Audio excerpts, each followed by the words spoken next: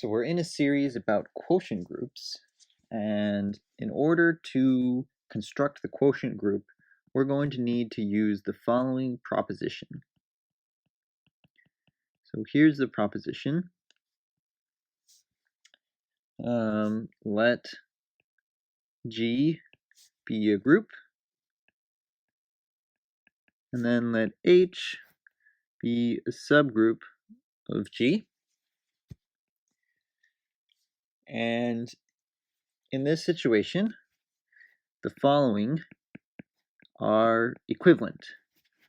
This just means the following are equivalent. The following are equivalent. So the following are condition 1 is that H is a normal subgroup. Normal subgroup. That is for all G and G, H in H, G, H, G inverse is in H.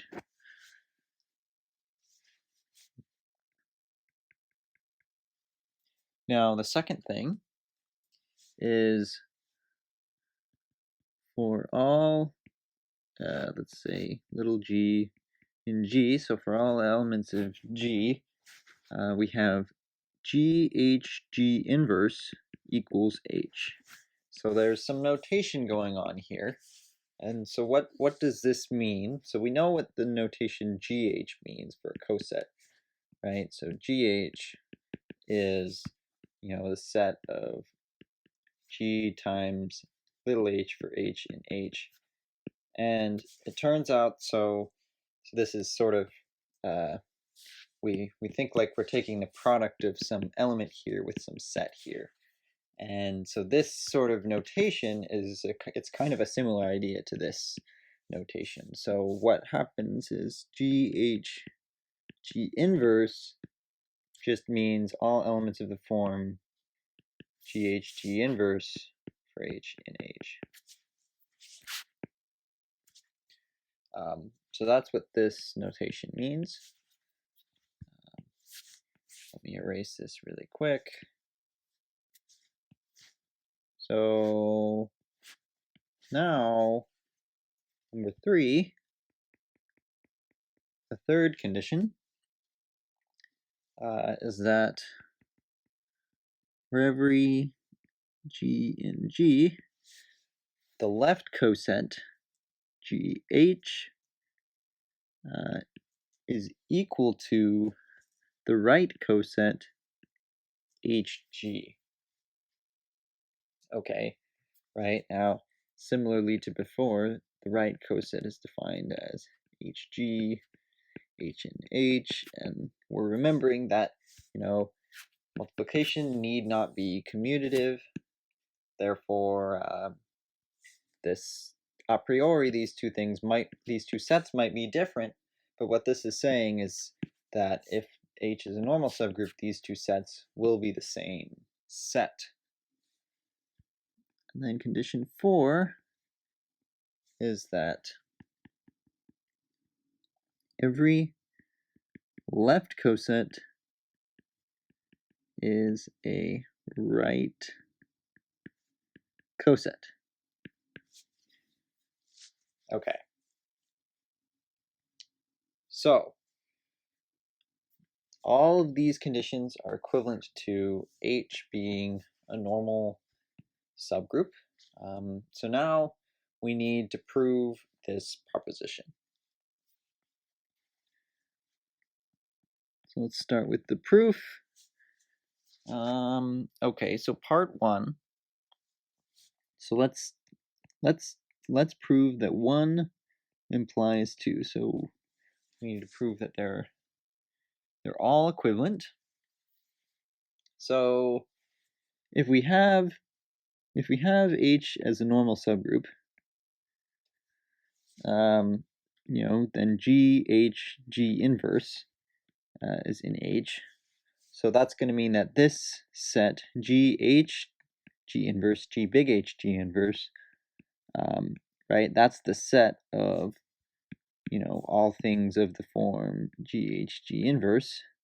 And so each of those is an H by normality. So that means that certainly we have this containment in H like this. Now we need to show that the other direction holds.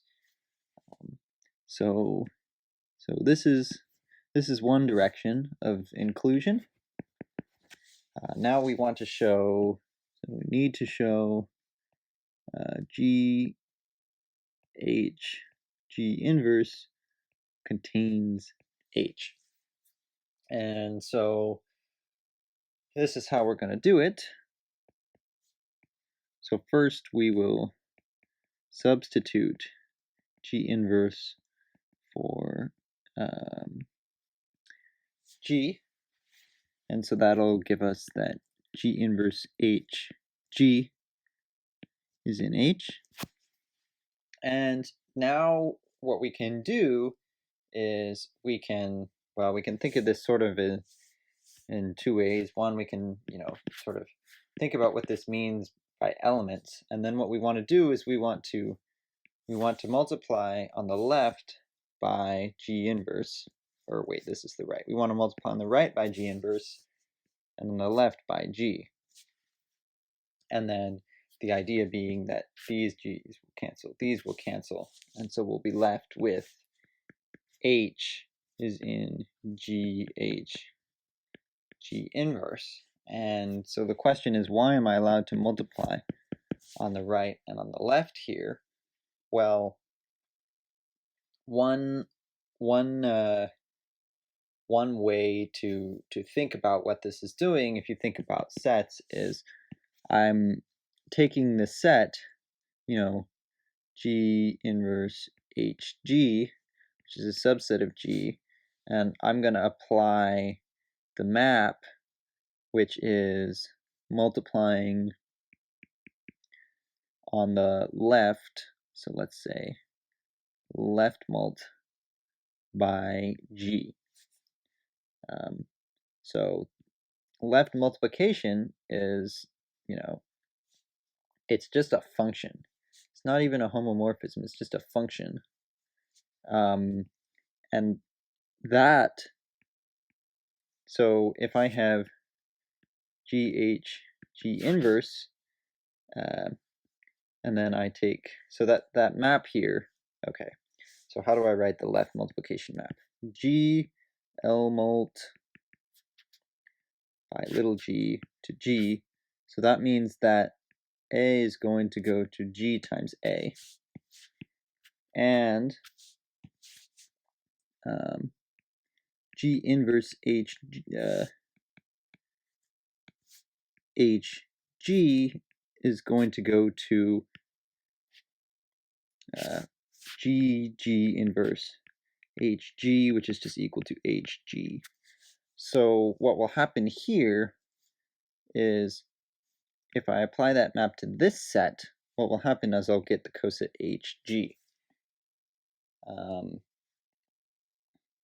So what I ended up happening is, basically what it ends up being is, I just have to unwind the fact that this definition is a set, and then I look at what happens to each element, and what happens to each element is, it just gets multiplied by this G, and so then I get something that I can write in a different way using this H notation. And the nice thing about this, multiplication of elements by sets notation is that it's going to end up, working the same way as if I were actually just doing it with elements. So that's why this is okay to say. So I'll erase this for a second.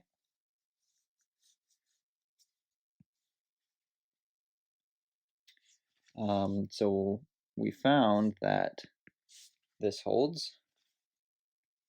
So that's 1 implies 2. For 2 implies 1.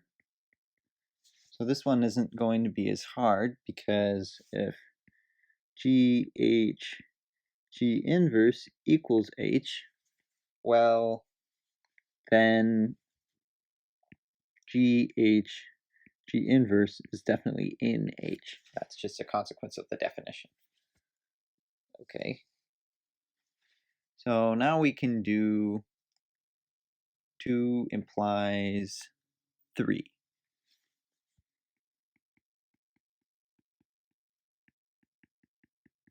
So just as a reminder, 3 is the statement that for every G in G, GH is equal to HG.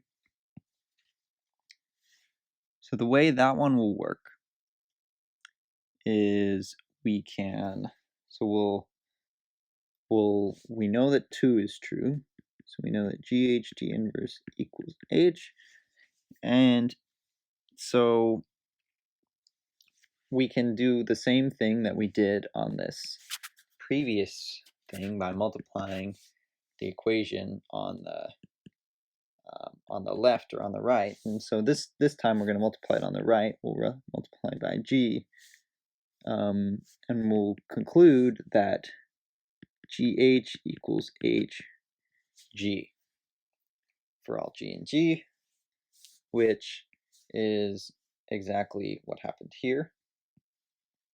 And so that's 2 implies 3, and then 3 implies 2 is actually, it's the same thing. Instead, we take this equation and multiply it on the right by G inverse, right? We would multiply it on the right by G inverse, and then that would allow us to go back. Okay. So next, we need to show that 3 implies 4. So 3 implies 4. So let's remember what 4 is. Every left coset is a right coset.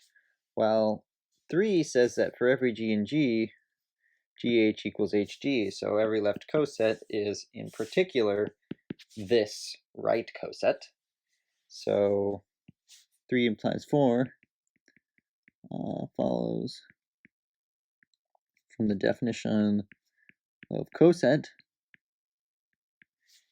And last but not least, we need to show that 4 implies 3.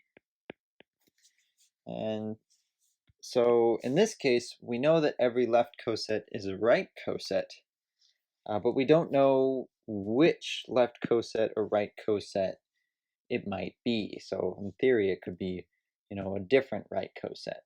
So what we can do here is we can use a clever little trick. So we think about, pick the left coset, GH, and then what we'll do is then notice that, because 1 is in H, that means that 1 is in H, that means that G is in GH, right? G times 1. But also,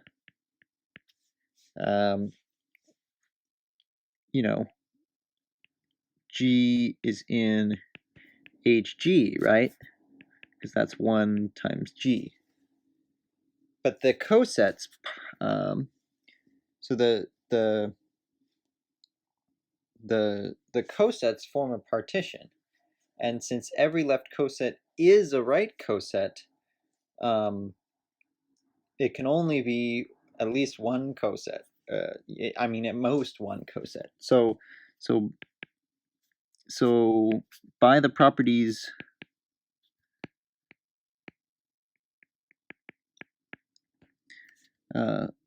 of equivalence relations,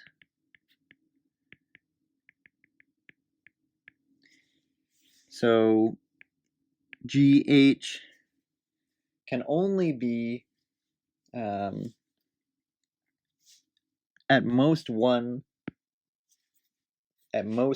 right coset, but it has one element in common with this one, so they must be the same, because the cosets form a partition. Okay, so that will conclude the proof.